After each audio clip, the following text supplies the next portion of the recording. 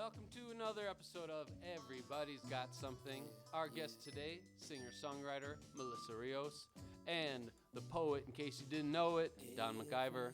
Let's get to it. Let's have some fun. We're going to start with a little song, as always, a little warm-up, get you comfortable. It's a song called Sapphire. Goes a little something like this.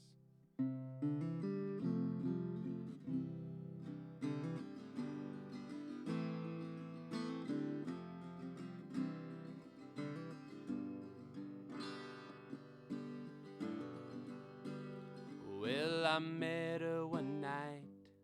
She was tripping on shrooms. Drove a VW punch bug and spun some cocoons. I asked how she's doing. She said, so fine. Then we talked for a while. Then she blew my mind, and I was so high, nothing could touch me. Could almost taste the sky, and the rest I will see, 'cause the night is so young.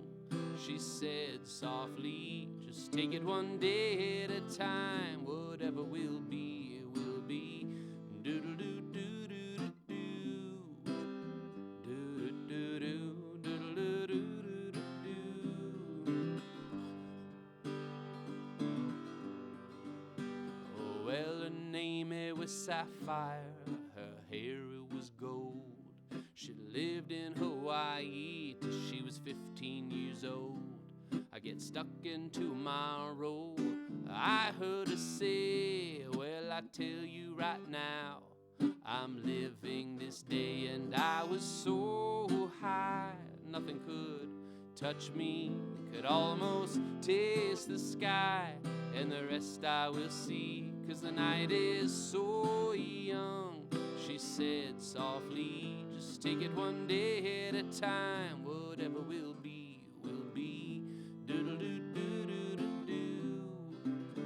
Do-do-do-do-do-do-do-do-do-do.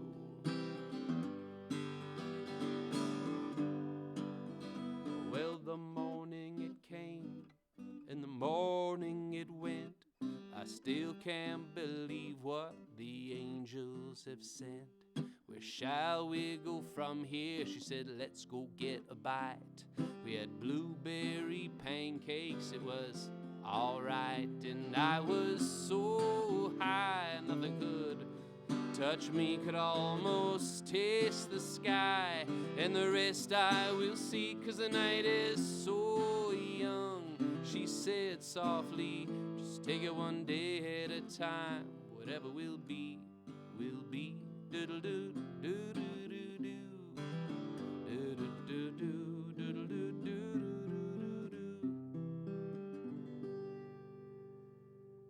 Sapphire. All right. Well, this is a little song on this guitar called Martina Walker. But more exciting than that, we have our wonderful guest, who I am privileged to be sitting next to, the very talented Melissa Rios. Melissa, how's it going today? It's going great. It's going great. Thank you for having me. It is a true pleasure and an honor. I know you through the music world, and I've been an admirer of your instrumental abilities, and you have a voice which is just, God placed a wonderful gift in you. And I would just like to hear many things, but first off, can you tell us how you got into music? Were you from a young child? Were you just a singing child, or can you tell us a little bit the story of your journey? I was, yeah. I have always loved to sing. If you ask my parents, they'll even tell you that I was singing before I really knew how to speak properly or read at all. And then, I was about 8, I think, when I really was bugging my parents to take me to lessons, because I really wanted to learn how to play guitar, and I really wanted to learn how to sing. And so, from about 8, and then I was 11 when they finally took me seriously enough to take me to a community mariachi group, and that's where I got my first kind of lessons in playing guitar and singing. And did you have a family member or someone who inspired you, or do you recall what I did, really yeah. got you motivated and So I have excited? 3 older brothers. Uh-huh. I'm the youngest, and all 3 of them play. And so, especially my oldest brother, he is 14 years older than me. So by the time I was getting really interested in music, he was already a pretty great guitar player by that point. Wow. And so him, and then I have a couple of uncles who played in a trio, also guitarists and Mhm. requinto players and stuff like that. So it was You said they played in in a trio. like 3 people, or is it? Yeah, so this is like a guitar trio. So in it's Mexican music, right? So, Uh-huh, but yeah, uh-huh. it was popular playing like boleros, things like that. Okay. And so yeah, so one of my uncles and godfather also played requinto also. Okay. So yeah, Well, I want to hear a lot more, but I wonder if we could hear a song sure. just to, I don't know. So I have been lucky enough to hear you, but for those who haven't and those who have, but they would like to hear again. Sure. And what song would you start off with?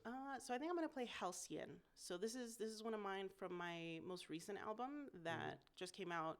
I think it was, when did I put it out? I think it was July of this past year, 2023. Mm-hmm. And so this is the final track on the album. Okay. And honestly, kind of one of my favorites too. This one, the lyrics for it, I think, were some of my favorites, and sort of came out of a dream that I had. Really? So Can you tell us? stream. I'm always even before I was interested in music, I was very enamored and intrigued with the lyrics. I wonder if you could give us a little bit about that dream or Yeah. anything, just a preview. So as we're hearing the song, we can Sure. kind of know where it came from. So Halcyon it's sort of a play on, there's a bird that's called the Halcyon bird, which is a kingfisher. And so also Halcyon it sort of comes from this Greek myth of this like winter solstice, and it's a whole kind of story about as all Greek myths are, right? It goes back to like 2 lovers and kind of things like that. So you should definitely look that Greek myth up if you Okay. want to find out. But so it's kind of based on all of that, and then it's actually written from the perspective of the river, or this body of Oh. water that falls in love with this halcyon, this kingfisher bird that's Interesting. coming to this water source. Beautiful. So yeah. And so you said a dream also? Yes. So partly, and you'll actually hear it in the first kind of couplet. I had a dream that there was rivers sort of meeting in my backyard, Ah. and so you'll hear it. That's literally the first couplet is a sea in the backyard, and so. And do you feel maybe you are one of those rivers? I mean, I don't want to like. I don't want to put words into your Yeah, mouth, but you can always kind of say take dreams it. when these things symbolize Yes. this, and I don't know what your interpretation. Yeah, I mean, it was also a play on that, right? That my last name is Rios, which is river in Spanish, right? Yeah. So it's a little bit of a play of all of those I like things that. kind of combined Okay. in one song. All right, well, So, great. I can't yeah. wait to hear it. All right, let me grab this guitar.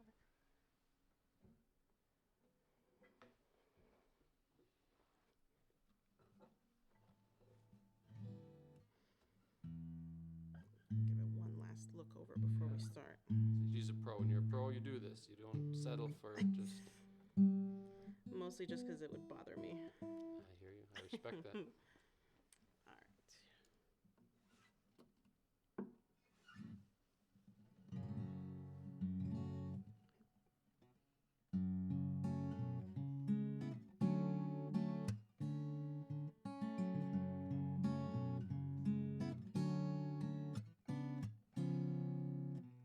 A sea in the backyard to welcome death from above.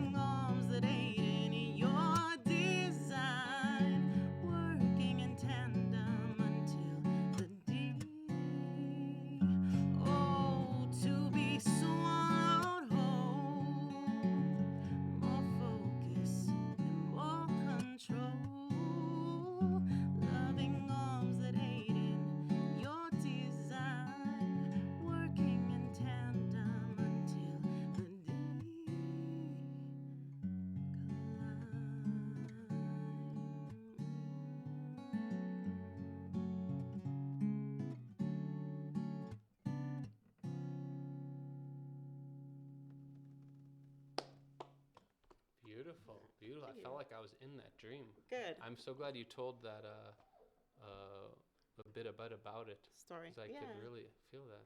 Yeah, yeah. Beautiful. I don't like to say that I'm like proud of my songs, but I do like that one's kind of, I've got a soft spot for that one. That's one to be proud of. That's one to be proud of. Yeah. Well, beautiful. So I wonder if you could tell us a little bit about the life of a singer, songwriter, music student. Tell just a little bit about what's going on, what you're doing, what you're excited about, what's challenging, what's awesome.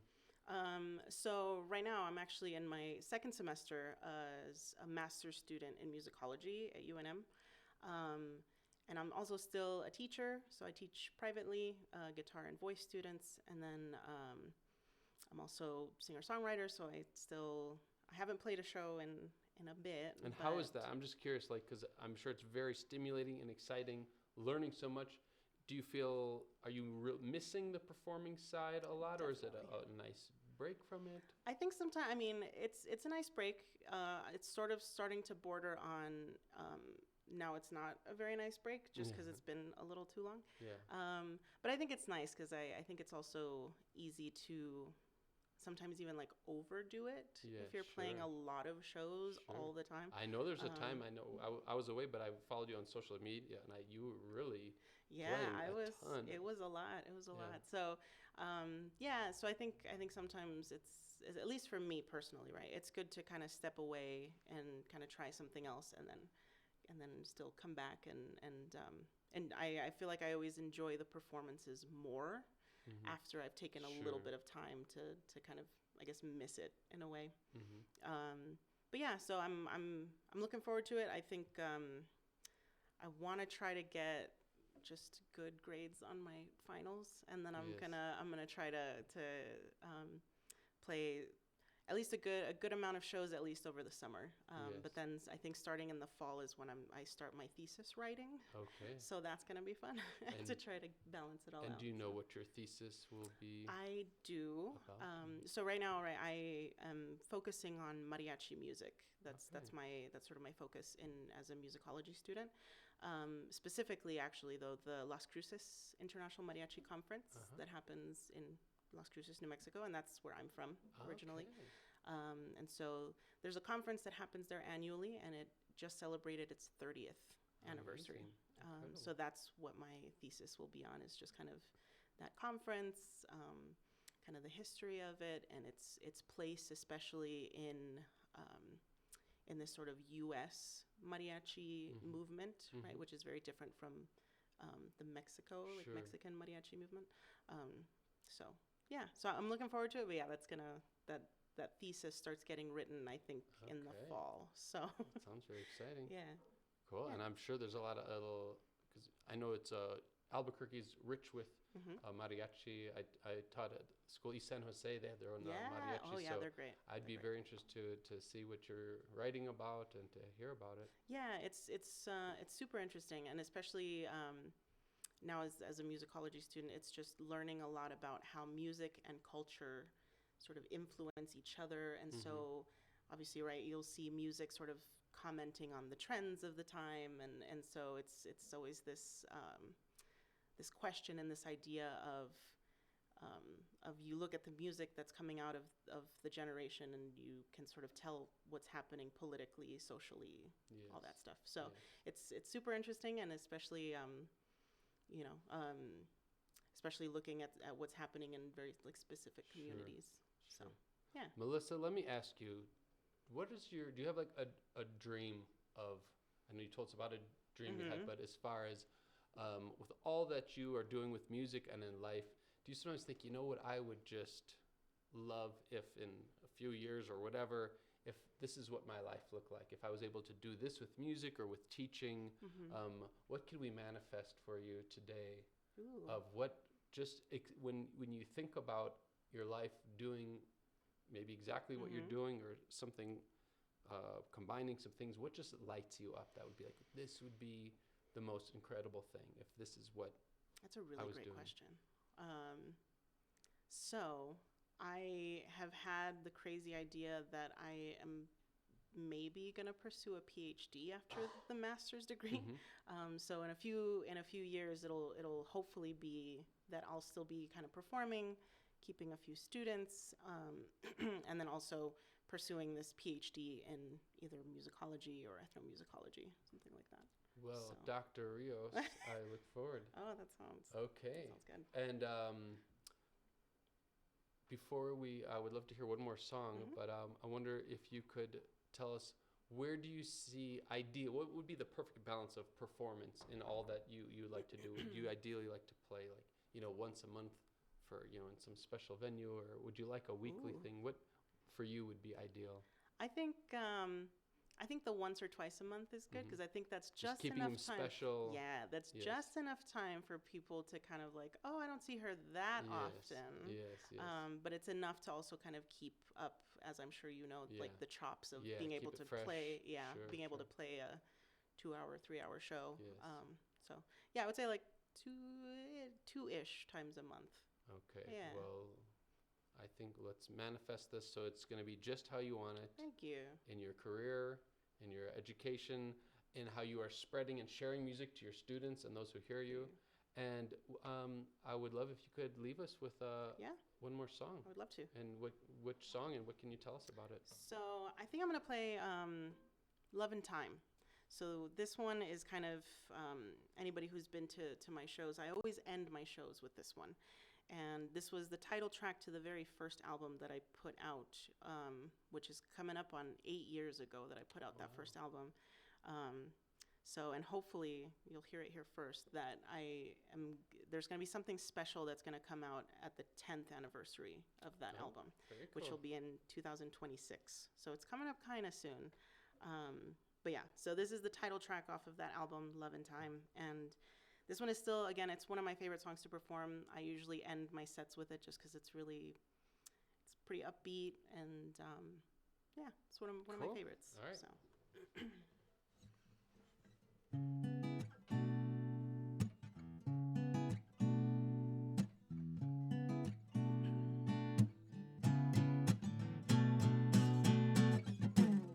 I don't know what to do so that you finally see me, 'cause I know I can't let myself fall in love if you just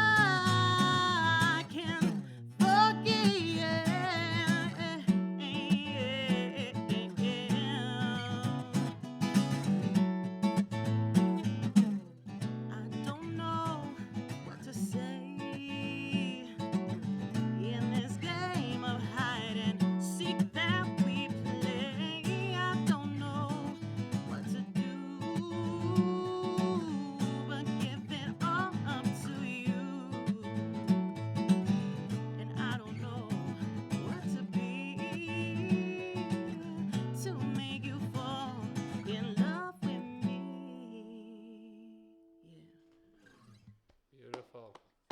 Melissa, thank you very much.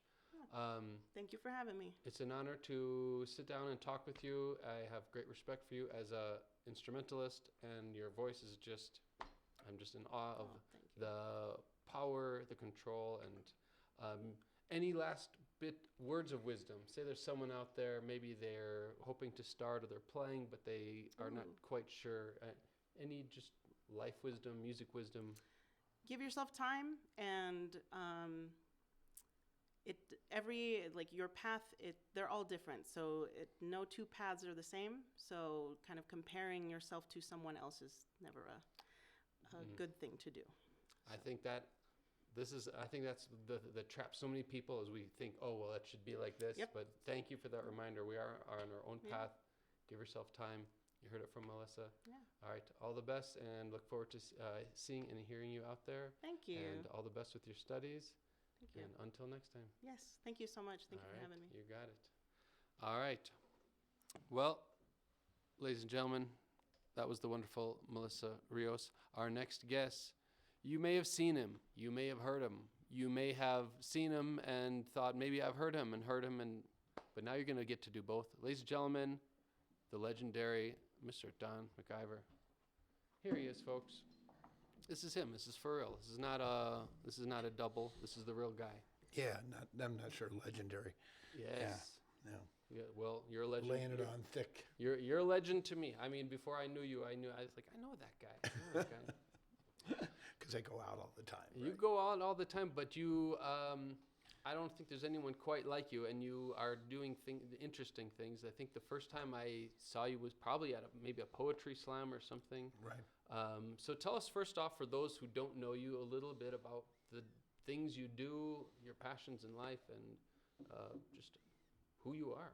Okay, well, I do have a day job, so I won't talk about that, but I have a day job.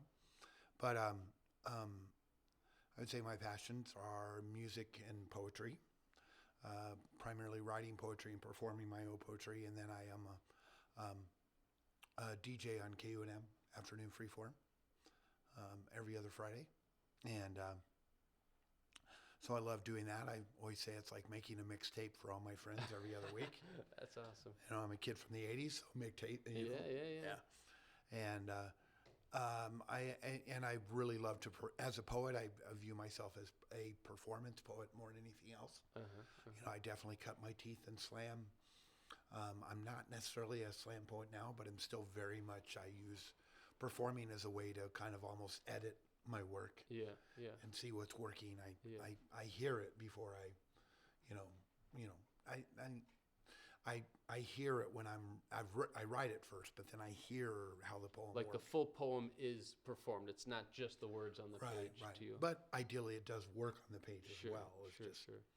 You know, and so sometimes that's always, I think, the challenge with the performance poets is quite often you're in awe of what they do when they perform, but then you read the poem and it's like, oh, that's okay. That's not nearly as impressive. And were you a writer before you were a performer, or were you a performer and then became a writer? How did those things I was develop? a writer first. Okay. Yeah, for some, which I still can't explain, and I've actually kind of written a piece about it. Some reason, my senior year of high school, I said, I want to be a writer. And, you know, sometimes in my bitter moments, I'm like, wow, that was a really dumb thing to say. You know, because, you know, people as writers get discovered in all parts. So you can't really give up. You might actually be discovered. Sure, and then there's, when of course, you're 70. Of course, some of these people, they die, no one knew who they were, then later on they're legendary. So yeah, so there's, you know, I kid myself and said, why couldn't I have said I want to be a basketball player? Because then I would have known really quickly that wasn't going to happen. You know, but no, so, and then I thought, I did journalism for a little bit, decided I didn't like journalism because I didn't like somebody telling me what to write. And then I tried my hand at a couple novels. I really never, ever want to see those things again, and it's just too much discipline. And I've been writing kind of poetry during that whole time, and kind of convincing myself, well, if this is going to be your career, nobody makes this as a poet. You know, how many famous poets do you know? And so I should find other ways to make a living as writing. Well, meanwhile, the whole nature of writing has changed through the years. most writers aren't really making a living writing. Sure. Yeah, might I as don't well know do enough what you to love. preface that. It's like I'm a singer songwriter. I'm loads of. I mean, most people. Yeah. You know, the reality is we find other ways to pay the bills. But you were saying earlier, we were talking about something about, oh, if you're a poet, but you know, you have to have a day job or something like this.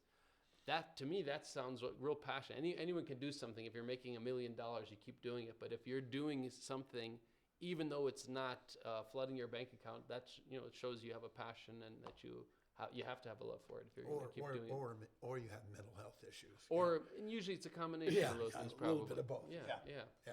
And so, how did you get into poetry? I mean, nowadays, did you hear someone?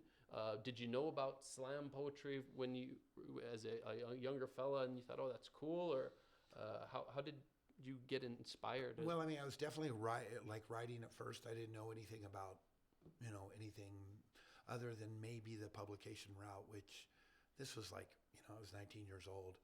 And then I remember reading an article in the Denver Post about this coffee shop in downtown Denver called Muddy's Java Cafe, and they were open 24 hours. Wow. And they had a poetry open mic, and so I started going to that and seeing what was happening there. I was young, egotistical, not really paying attention. You know, going, how come I not getting the accolades I think I deserve? Sure. Well, I was 17, 19 years old. Yeah. I look at those poems now and I'm like, oh yeah, those are bad. And then I went away to college and I found an open mic up there. And then I moved to Albuquerque and that's when I wrote the novels, was when I was first in Albuquerque. Okay. And it just kind of came back to me that I started writing again. And then I started, finally after getting some things organized, realized there was a really vibrant open mic and very early slam scene happening in Albuquerque, and got involved, and then really loved like hosting and going to readings, and started hosting my own readings and putting together my own things. Would you do us the honor of if Sure. you feel inspired to share something? Yeah, no, I have. Yeah, I'd love to see tell us about what you have, and we'd love to hear something. Okay, well, I think I'll do this. Yeah, I have 3 books. They're very spread out. One from 2006, one from 2012, and one from last year. But I'm not going to do the one from last year. I'll do an older one that I really enjoy doing. And a lot of times, a lot of my poems I feel like are conversations. Mm-hmm. So, you know, I have a whole poem of Dylan inspired, so it's like a conversation with Dylan. But I have a lot of my poems that I'm really responding to another poet has said. Okay. So I think there's this conversation that poets have with each other. So this one is called Ode to the Tomato, and it's with apologies to Pablo Neruda. Okay. So, Pablo, I'll be the first to admit that I do not have your way with words, but the first tomato from my first garden exploded in my mouth in a rush over the sides of my tongue so that my teeth felt bathed in red. And the seeds wallowed in their own juice like a pig in a mud bath or a dog in a dead carcass. If you've seen either one of these acts, you know that both are in ecstasy, and the seeds were in ecstasy too when rewarding me, my taste buds, the warm welcome of my throat. Pablo, this tomato was fine. Was my grandfather's hopes for me revealed in popping, bursting explosion of flavor that even moments later I still can't describe? What kind of a writer am I, Pablo? That something as simple as a tomato, freshly picked and rinsed, could leave me speechless, wordless, a writer that is trying to steer clear of words like enchanting, heavenly, or divine. Language says so little about tomatoes, Pablo, about what it means to grow one, to watch the slow reddening of green fruit and guilt. I didn't share it with my love, but relished every single drop, every seed, every light crushing of skin in my mouth, not hers or yours or the people who may hear this, because this tomato became mine in the moment I bit down. It was molars that did the work, Pablo. This was no hunk of flesh that needed tearing from incisors. No, this was pressure. The slow weight as the skin struggled to keep it all intact, but then just burst like a tomato. Like a tomato. It burst like it was supposed to, Pablo. Wow. And I was going to say I had the feeling of like being that tomato which I don't know. Was this actual experience? Oh yeah. We started gardening, and so we had a tomato, and there was the first one, and I picked it and I ate it, and I was just like, oh, I could just that visualize. act, I could visualize and feel and hear every subtlety of what was happening there. Yeah, and then of course, as I'm writing it, then I realized, oh, this is a project my wife and I are in together, and I ate the tomato, the very first tomato. Like, we didn't do it as some sort of ritual. It's just me going, whoop, grabbing it and putting it in my mouth, and then being like, oh, well, okay. And was she like, so you ate the first tomato? You didn't even ask her. She's like, well, there's a bunch of tomatoes. Well, it's no big deal. Yeah, it was more like, she's like, well, yeah, because she's very into rituals, so she would have appreciated if I let that become a ritual. And I just was like, no, I'm just kidding. Well, you thought of her though. I mean, you mentioned it. You could have just wrote this whole thing and said, "Oh, this was good." Like, "Oh, did you want that?" But you thought of her. Yeah. Beautiful. So you are also a connoisseur of fine beverages, of the wonderful music scene in Albuquerque and beyond, of baseball, of Bob Dylan.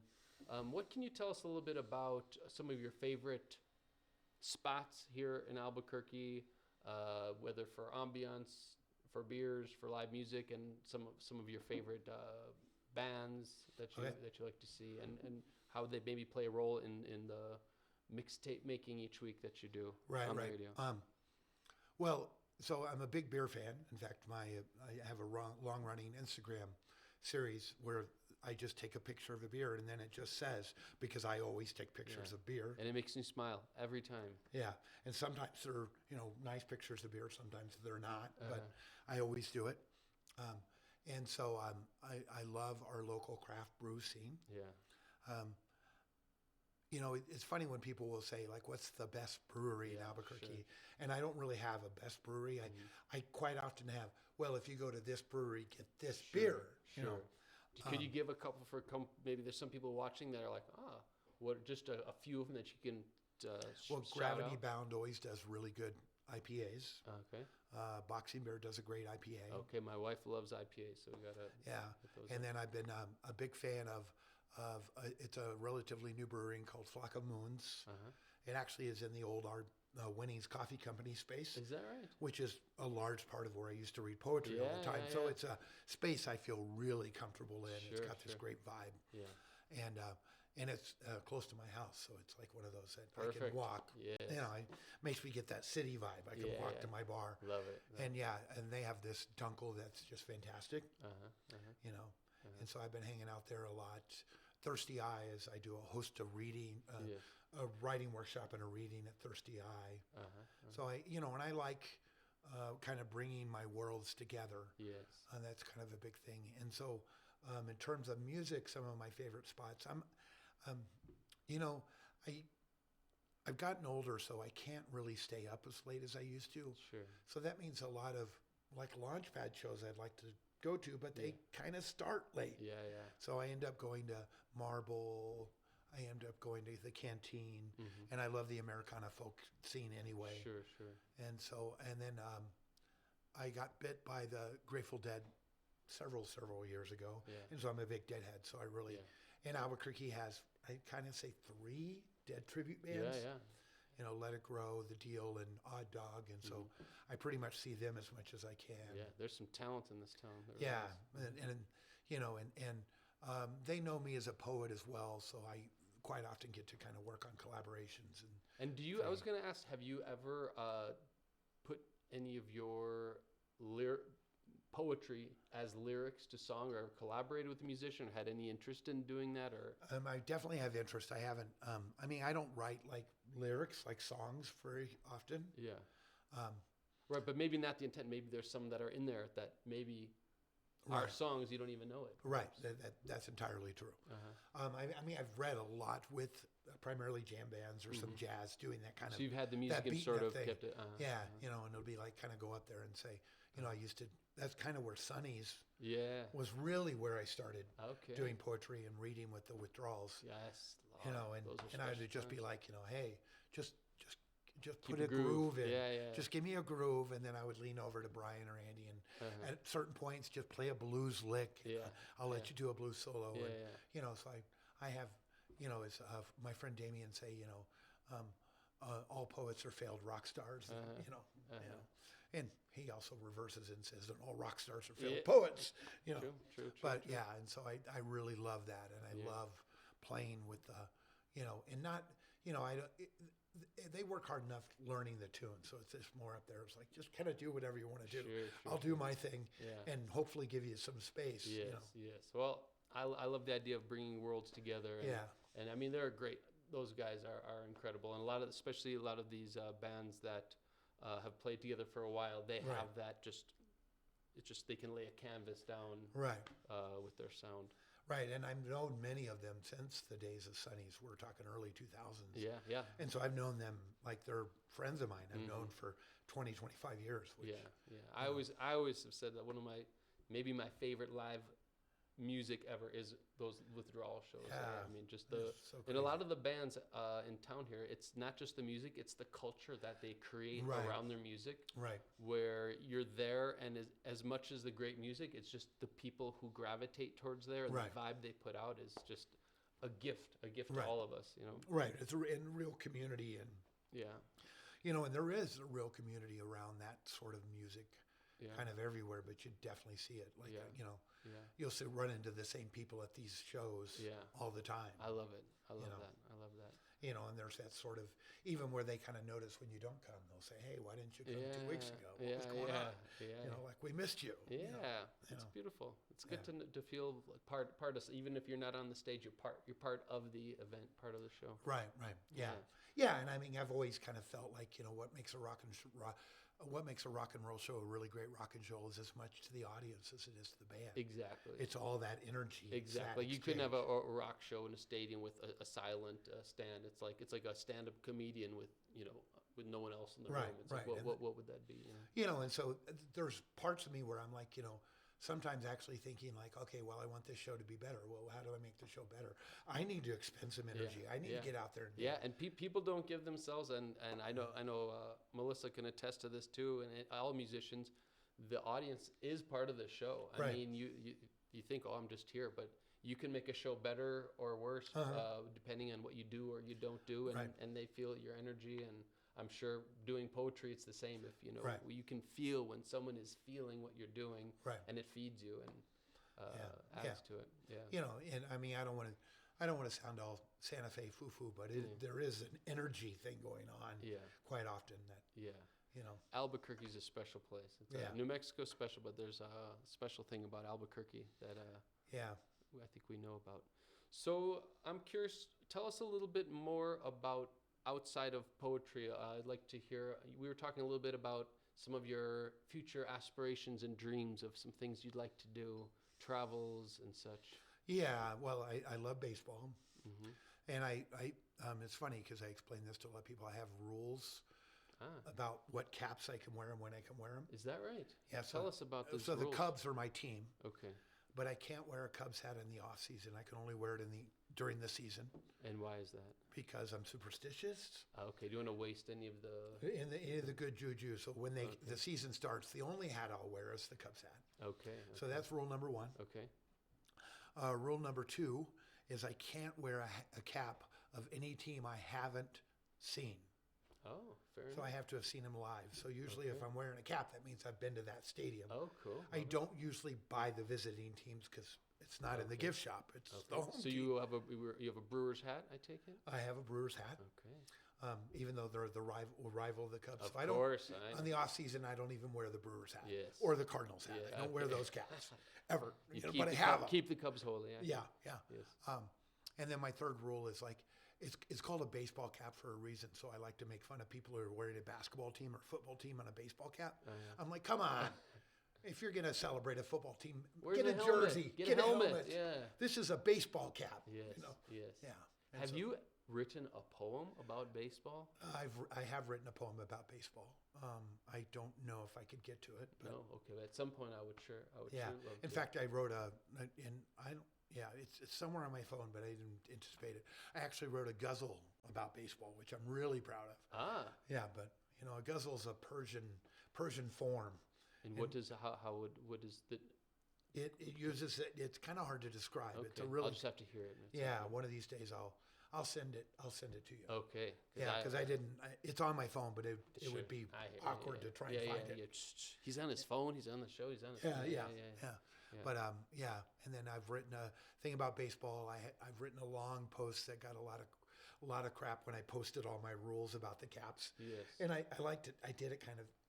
These are the rules. Like everybody has to follow these, and all these people These are not responding. suggestions. These are not opinions. It's like these aren't suggestions. These are rules, and everybody responds like, "How dare you tell me how to wear my caps?" And I'm like, "Come on, really?" Accept it. Yeah.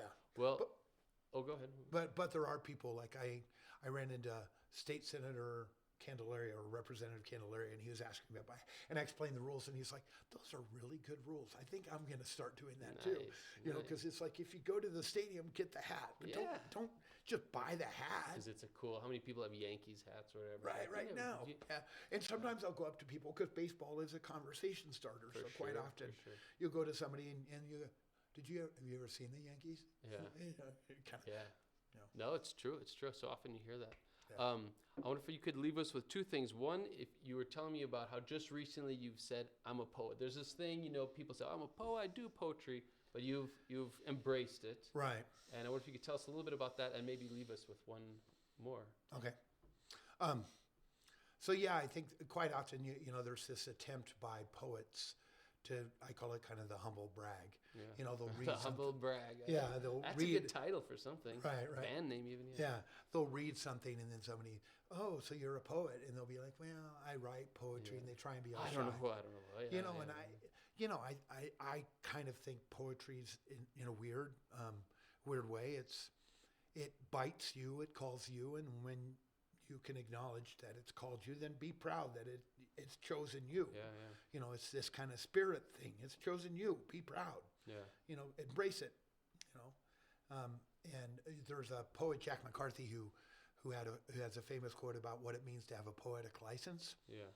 And his argument was a statement which I really love was to get your poetic license, you have to write something that everybody you read it to all goes, "Oh, that's a poem. That's a really good poem." Okay. And once they do that, you have your poetic license. And then anything you write is a poem. I like it. Because you have your poetic license. And I'm like, that's perfect. That's poetry. But that's just one word. It's a poem. It's a poem because I'm a poet. Yes. I have my license. Yes. So what I'm saying right now, this is a poem. Yeah. When people don't sit there and say when they get their driver's license, they say, "I could drive cars. I drive cars. I'm a driver." Right. Yeah, they don't say, they don't sit there, "Well, I like to think I can drive cars." Yeah. I wouldn't say I'm a driver. I do drive this truck. Yeah. Well, my poet friend, would do the honor of leaving us with one? Yeah, let me. Whatever you feel inspired to share okay. with us. I'll do this one because this is a very Albuquerque-centric poem. Okay. And I love this poem, and it's to the woman who works central for Maple to University. As I fill her to-go cup with ice, I wonder, does she recognize me? And as I give her the cup, I want to say, "Are you okay? Have you heard the morning call of birds, the blown rain on top of rainfly, the lazy sighing of aspen and pine in the late May breeze, the still methodical rushing of river water running down? Have you seen the threesome of chipmunks scurry over brush, loose volcanic tuft, Indian paintbrush, and raven scat? Have you seen the full moon streak the cloudy sky and watch the gray, undefined cirrus clouds move in and paint the sky a shade of slate? Have you heard birds or seen words swooping overhead? And as she takes the cup from me, I want to ask, are you okay? Because your mascara doesn't seem to be coming together in the corner of your eyes like I know you like it. And the dirty Levi's that you wore just the other day look a little bit more scuffed, and slipping off your waist reveal a crooked ladder of stretch marks and a second pair of exercise pants underneath the dirty Levi's. As you rub the track marks on your arm, your hands are shaking. Fingernails bitten to the quick, wavering as you take the cup from me and you never smile. Daughter, lover, sister, mother, friend, life is yet to fill your cup, and all I can give is ice. Beautiful. Beautiful. My friend, thank you. you for sharing. Thanks for all you do. Thanks for all you are to our community and beyond. And I look forward to seeing and hearing much more of what you do, and all the best. I hope you hit all of those stadiums. Yeah. Thank you. Right. Thank you very much. I really appreciate it. All right, you got it. All right. Well, I'm going to leave us with one song. I'm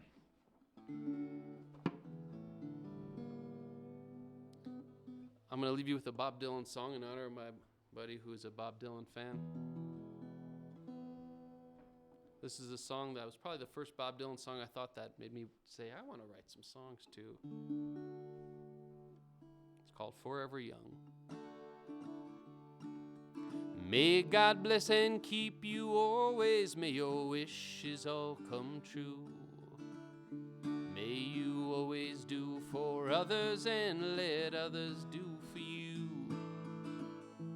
May you always be courageous, stand upright and be strong, and may you stay forever young, and may you stay forever young. May your hands always be busy, may your feet always be swift. May you have a strong foundation when the winds of change shift. May your heart always be joyful, may your song always be sung, and may you stay forever young, and may you stay forever young.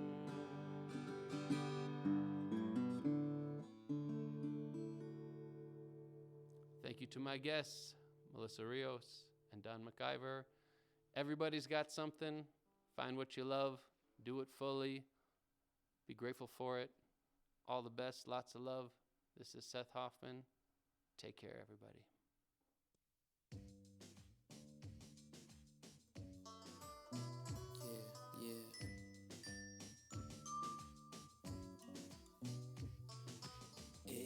Everybody's got something that nobody else has got. Everybody, you're the only one. Everybody's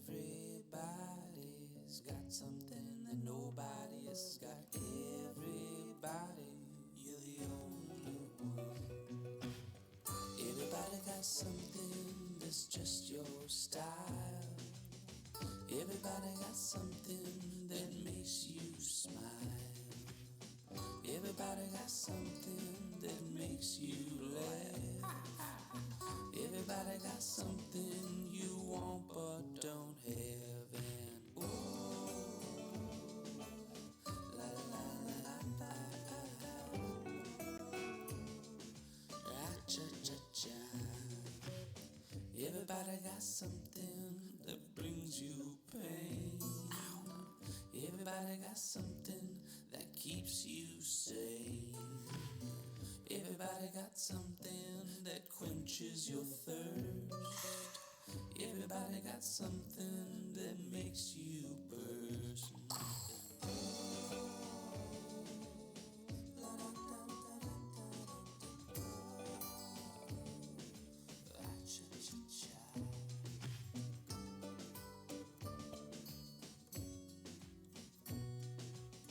Everybody got something, how you get in the flow.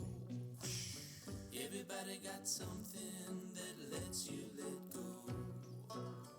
Everybody got something that you live for. Everybody got something that you would die for. And oh, la da da da da da da, oh, cha-cha. Everybody got something, your own special gift. Everybody got something, the way that you lift. Everybody got something you were put here to do. something, you're the owner